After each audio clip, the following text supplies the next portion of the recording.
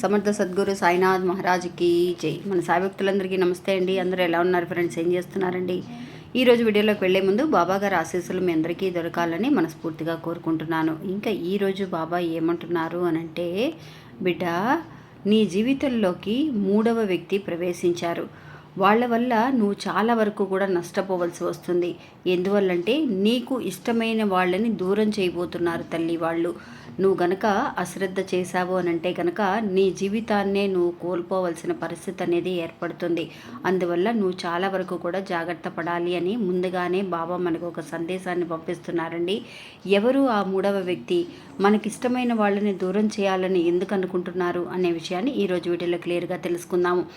ఇంకా వీడియోలోకి వెళ్ళడానికి ముందుగా మన ఛానల్ని ఎవరైతే కనుక కొత్తగా చూస్తున్నారో వాళ్ళు ప్లీజ్ సబ్స్క్రైబ్ చేసుకొని చూడండి ఫ్రెండ్స్. మీకు వీడియో నచ్చితే కనుక ఒక చిన్న లైక్ చేసి మరొక 10 మందికి షేర్ చేయండి. ఇంకా వీడియోలోకి వెళ్దామండి.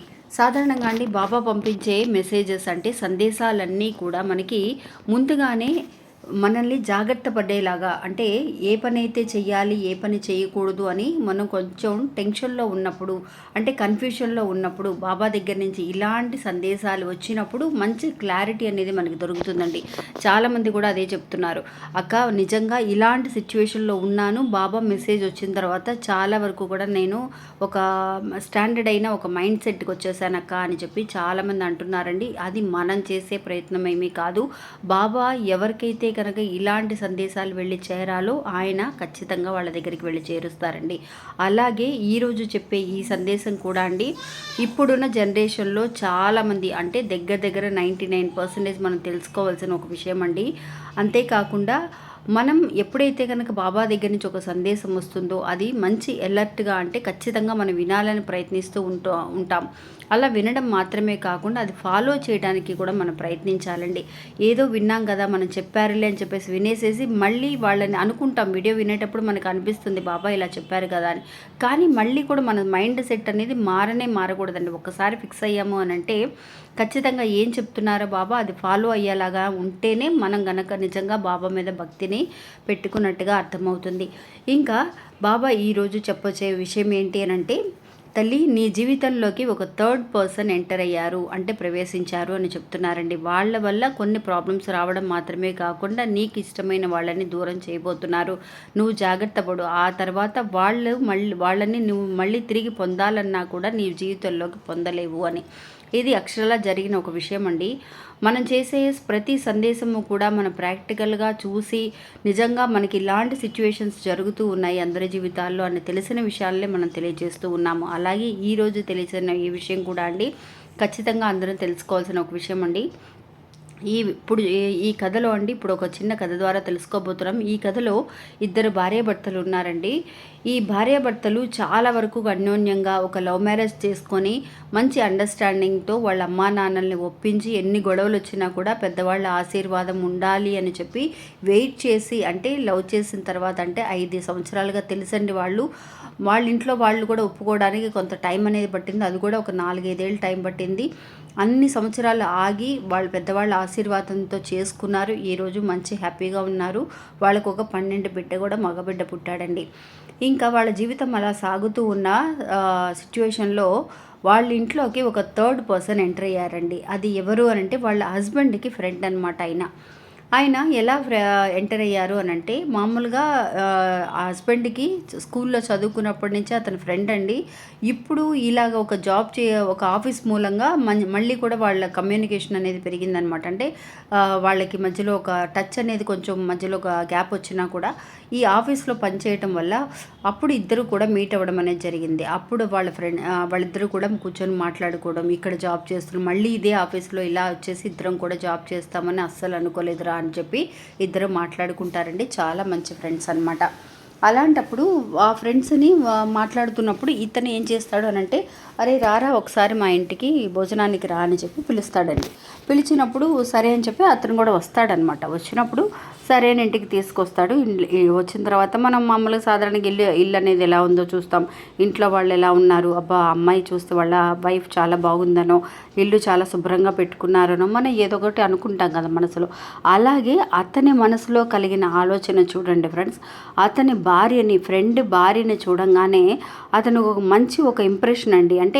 ఇంప్రెషన్ అంటే ఆ భార్య బాగుంది, తను చూడడానికి తను చాలా అందంగా ఉంది అని మాత్రమే కాకుండా ఫస్ట్ చూడంగానే అందంగా ఉందని అనుకున్నారండి.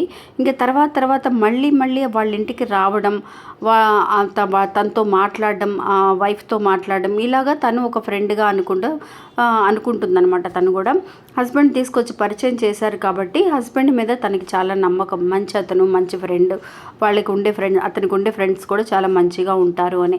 అలాగే అతన్ని తీసుకురాగానే సరే అని కూర్చోబెట్టి అందరూ మాట్లాడుకునేవాళ్ళు. ఇంట్లో విషయాలన్నీ కూడా చెప్తూ ఉండేవాళ్ళు. అప్పుడప్పుడు బయటకు వెళుతూ ఉండేవాళ్ళు. అలా జరుగుతూ ఉండేదన్నమాట. ఒకరోజు ఈ హస్బెండ్ లేనప్పుడు ఇంటికి రావడం అనేది జరిగింది. క్యాజువల్గా అతను వెళుతూ ఉన్నాడు. బయటికి వెళుతున్నప్పుడు నేను ఇంటికి వచ్చి చూసి వెళ్దామని వచ్చాను. తన పేరు రమేష్ అండి, అతని పేరు ఫ్రెండ్ పేరు. అతను లేరండి, ఆఫీస్లోనే ఉన్నారు కదా, ఇంకా రాలేదు అని అన్నప్పుడు సరే రండి, లోపలికి రండి, వాటర్ తాగేసి వెళ్ళండి అని చెప్పేసి లోపల కూర్చోబెట్టి మాట్లాడుతూ ఉంటుందండి. అలాంటప్పుడు అతని మనసులో ఉన్న కొన్ని విషయాలనేవి అతను ఆ అమ్మాయికి చెప్పడం అనేది జరిగిందండి. నిజంగా మీతో కొంచెం మాట్లాడాలనే వచ్చాను. మిమ్మల్ని చూసినప్పుడు నాకు ఒక మంచి ఇంప్రెషన్ అనేది కలిగిందండి. తన మైండ్ సెట్ మార్చడానికి, వీళ్ళకి ఒక మంచి అండర్స్టాండింగ్ ఉంది. హస్బెండ్ వైఫ్ బాగోవడం అనేది చూశాడు. అమ్మాయి కూడా చాలా అందంగా ఉంటుంది, చాలా మంచి అమ్మాయి. అలాగా అతని మాటల వల్ల ఆ అమ్మాయిని కొంచెం డైవర్ట్ చేయడానికి చూస్తున్నాడండి. ఇలాగా మాట్లాడడం అనేది తన ఫ్రెండ్కి కూడా తెలియదు. అతని మనసులో ఏముందో ఫ్రెండ్కి కూడా తెలియదు. సరే ఏదో క్యాజువల్గా వస్తున్నాడు కదా, మాట్లాడుతున్నాడు కదా అని.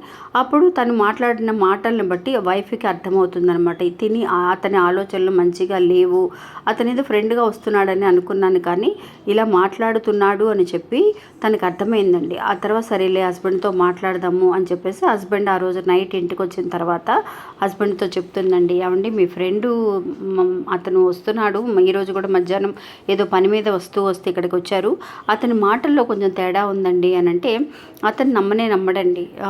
అతను అలాంటి వాడు కాదు, మనకి మ్యారేజ్ అయిపోయింది కదా, ఏదో ఫ్రెండ్లీగా సరదాగా మాట్లాడుంటాడులే అని చెప్పేసి అతను క్యాజువల్గా తీసుకుంటాడనమాట. ఇంకా అలాగా అస్సలు వినిపించుకోడండి. అతను ఆ ఫ్రెండ్ అలా కానే కాదు అని. ఇంకా అమ్మాయి ఏం చేస్తుంది, చెప్పినా కూడా తన భర్త వినిపించుకున్నప్పుడు మనం ఎంతగా చెప్తాం. సరే అని చెప్పేసి సరే చూద్దాంలే, నేను మాట్లాడతాలే అతనితో అని చెప్పేసి వదిలేస్తాడనమాట.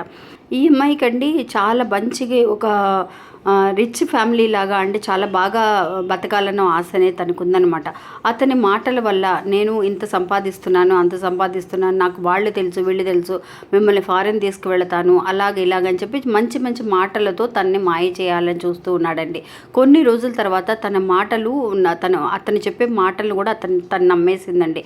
నమ్మేసి నిజంగానే వాళ్ళ హస్బెండ్ మధ్య గొడవలు అనేది రావటం, ఈ హస్బెండ్ వచ్చేసి తక్కువ సంపాదించడం, ఇవన్నీ కూడా తను గమనించినప్పుడు కొన్ని రోజులకి అతనికి హస్బెండ్కే తెలిసిపోయింది అతను ఫ్రెండ్ సరైన ఆలోచనతో లేడు అన్న విషయం. అతను నిజంగా హస్బెండ్కి బాబా అంటే చాలా ఒక నమ్మకం అండి. అందువల్ల అతనికి బాబా ముందుగానే తెలియచేయడం వల్ల ఆ ఫ్రెండ్ని గ్రహించి నిజంగా నా భార్యని నా నుంచి దూరం చేయడానికి చూస్తున్నాడని తనకు అర్థమైపోయింది. ఇంకా అట్లాగే తన దగ్గర ఇంకా ఇంటికి కూడా రానివ్వకుండా వాళ్ళు వేరే ఆఫీస్ మార్చుకొని వెళ్ళిపోవాలన్న ఆలోచనతో వాళ్ళు ఉన్నారనమాట. ఈ అమ్మాయిని కూడా తను ఇంటికి వస్తే రానివ్వద్దు, నేను ఆఫీస్లోనే మాట్లాడుకుంటాను, హస్బెండ్ లేరని చెప్పేసి అతను ముందుగానే గ్రహించి అతన్ని అవాయిడ్ చేయడం అనేది జరిగిందండి. లేదంటే కనుక ఆ అమ్మాయిని నిజంగానే అతని మాటల్ని నమ్మించేలాగా చేసేసి వాళ్ళ హస్బెండ్ వైఫ్ని విడదీసే పరిస్థితి అనేది ఏర్పడే ఉండేది ఖచ్చితంగా. నిజంగా ఆ సాయినాథుడి దయ వల్ల అతని నిజ స్వరూపాలన్నీ కూడా అతని హస్బెండ్కి తెలియడం వల్ల, ముందుగానే గ్రహించడం వల్ల అతని భార్యని తను కాపాడుకోగలిగాడండి.